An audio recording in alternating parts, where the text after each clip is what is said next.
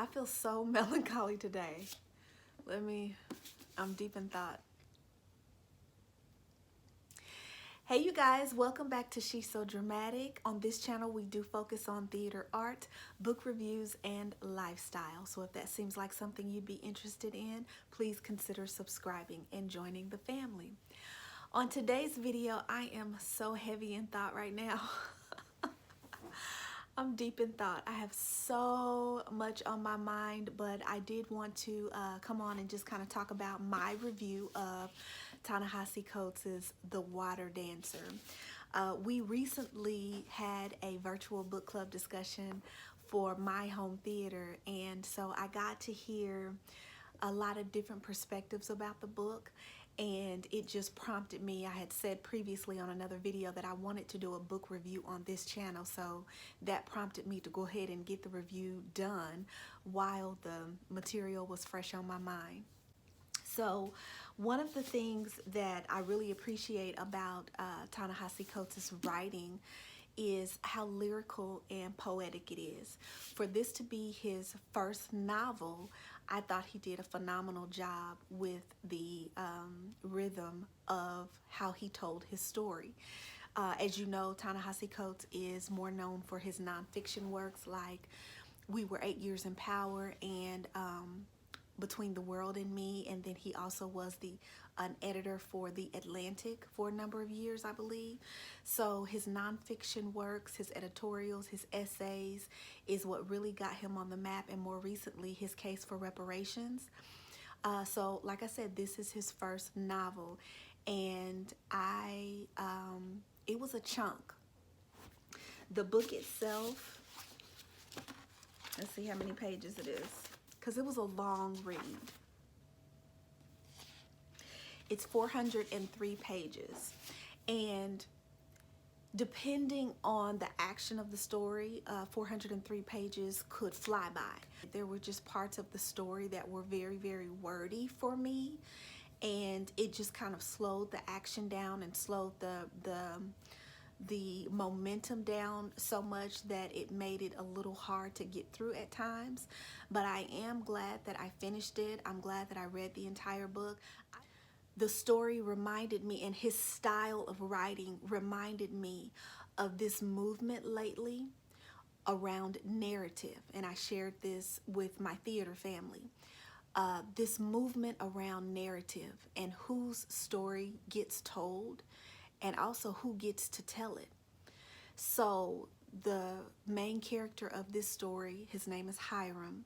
He tells his story with such a beautiful urgency that it just compels you along. As a matter of fact, one of the quotes that Ta-Nehisi Coates included in the very beginning of the book, kind of like a preface, is a quote from Frederick Douglass that says, "My part has been to tell the story of the slave. The story of the master never wanted for narrators." And so again, I just think that harkens back to this idea of narrative and who gets to tell the stories and whose stories get told. And so this is going to be a spoiler if I did not say that already. Oh, let me spit this gum out. This is going to be a spoiler review because I do want to kind of deep dive into my thoughts about everything, including the plot and the action and the ending. The first thing that struck me and that I found interesting, just going right into the beginning of the book, is the way that he terms the terms that he uses in the book. Okay, since I got interrupted, I had a chance to gather my thoughts and let me give you a more linear summary of what the story is about. So Hiram Walker is an enslaved young man in the tobacco fields of Virginia, and this is his story about losing his mother at a young age, but going along this journey of not only finding his memories of her, but his purpose.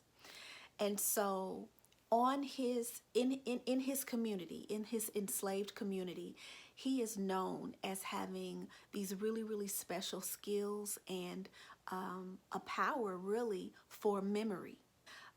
So anyway, that's just what he's known for. His mother was an enslaved woman, but his father was the slave owner. I struggle with what name to use because it's very, very obvious that Ta-Nehisi Coates was deliberate in the terms that he used. Instead of it being slave and slave master, he uses the terms the task and the quality. So he was so deliberate in the terms that he chose that it's making me real mindful of what words that I use. And we know words have power, right?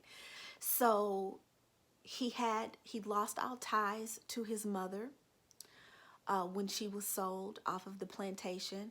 And so he began attaching himself and attaching his aspiration to this idea of, well, the slave owner is his father. The plantation owner is his father. And technically, all this belongs to me. Technically, I'm an heir. He really began attaching himself to that idea to the point that he was grateful for any little attention that the plantation owner would give him, that his father would give him. And so he began to have some unrealistic dreams of maybe being recognized, of finding some recognition and acknowledgement with his father. Because he had such a mind for memory, he was also extremely intelligent. And when his father picked up on that, his father brought him from the fields to the big house to become a companion to his other son, his real heir, his brother Maynard. So he began to be Maynard's companion, and he was educated alongside Maynard from the tutor, and he began to pick up on concepts and facts and history and geography and just all of the disciplines. He would pick up on them faster than Maynard. And his father saw this, and there was an ulterior motive for why he would bring Hiram up from the fields and position him in the house with his other son. And ultimately, it was because he recognized the deficiencies in his other son. He knew that this was the only other person that he would be able to leave his estate to.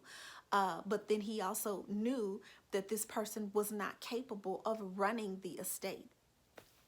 And so his thought process was, well, if I just assign Hiram to be his companion and assistant and the person that looks after him, maybe the estate won't fall into ruins. Maybe Hiram will guide him without anyone knowing who the real brains were, is what I got from it. So very early on in the story, his brother dies. And even then, Hiram knows that there is no possible way that he will be able to take his real place as heir of this property and this estate. He knows that there's no way that he will ever receive the recognition and the value that he deserves in that place. And so he decides, as a man, he can no longer suffer the indignities of being enslaved, and he runs. And so the story takes him on the journey of escaping slavery, finding the Underground Railroad. It even has the historical figure of Harriet Tubman weaved into the story as well. So that was an interesting device to include a historical figure, something that I appreciated. The other device that was very, very joyful for me, the literary device of magical realism being added into the story. His power for memory was transformed into a power of conduction for the Underground Railroad and being able to transcend time and space. was it was beautiful to read. So I loved reading about how he navigated finding his new powers and how to put them to use. What I did not particularly care for was how he ended up back through his work in the Underground Railroad, how and as an undercover agent, basically, is the new role that he took on, this purpose that he found in life, was pretty much going undercover to bring others to freedom and to accomplish certain missions within the underground. But the mission, his mission and his purpose and his journey took him back to the plantation that he was born on. So coming back to the property after now his brother is dead, his father is aging, the entire tobacco growing industry in Virginia is declining and disintegrating, and property masters are selling off their enslaved individuals, and so families are breaking up even more, and it's not the same place when he returns, but it becomes a good vessel to be used in the Underground Railroad efforts. So he comes back in a different capacity, but just the fact that he comes back at all was just a little disappointing for me. So I'm not sure that I loved the way the story ended, but I loved the literary device of the magical realism. I loved the idea of narrative being important, so important. And I loved the empowerment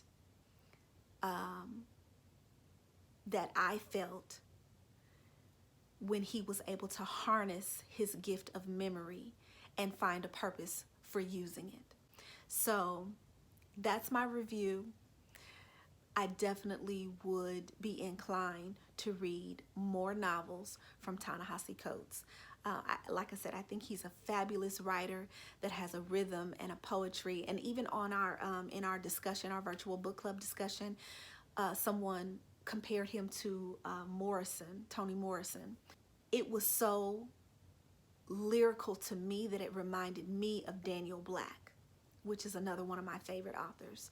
So I hope you enjoyed this review of Ta-Nehisi Coates' The Water Dancer. Leave me some comments below with your thoughts as well. I think in my next video, I want to talk about my goals, my book goals for 2021. So I think that'll be an interesting discussion. I would love to hear about some of your book goals for the new year as well. And hopefully it'll be a better year for reading for me. 2020 was not it. But I'm looking forward to great things in 2021 in terms of my book goals and life goals, if I'm being honest. So thanks so much for stopping in. I hope you enjoyed this book review. There's definitely more to come. Until next time, remember to find the beauty in everything. Bye, guys.